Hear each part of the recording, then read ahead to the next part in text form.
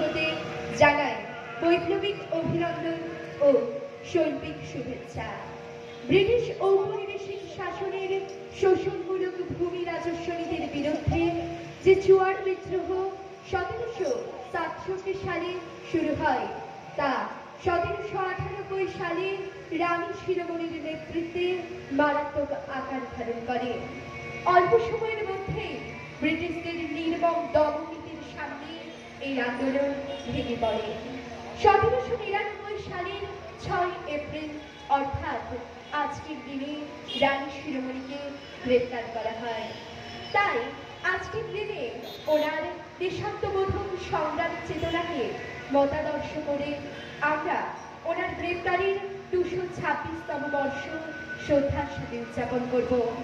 আমরা রাজ্যের সরকারকে অভিনন্দন জানাই রানী শিরোমণির বীরত্বের কাহিনী পাঠ্যপুস্তকে অন্তর্ভুক্ত করার সিদ্ধান্ত গ্রহণ করায়। আমরা কৃতজ্ঞতা জানাই মাননীয় তীর্থঙ্কর মহোদয় মহাশয়কে। ওনার দীর্ঘ প্রচেষ্টায় আমাদের জেলার রানী শিরোমণির ঐতিহাসিক ঘটনা আগামী প্রজন্ম পাঠ্যপুস্তকের মাধ্যমে জানতে পারবে। রানী শিরোমণির বীরত্বকে সম্মান জানাই এবং উপস্থিত সকলকে জানাই অভিনন্দন ও শুভেচ্ছা।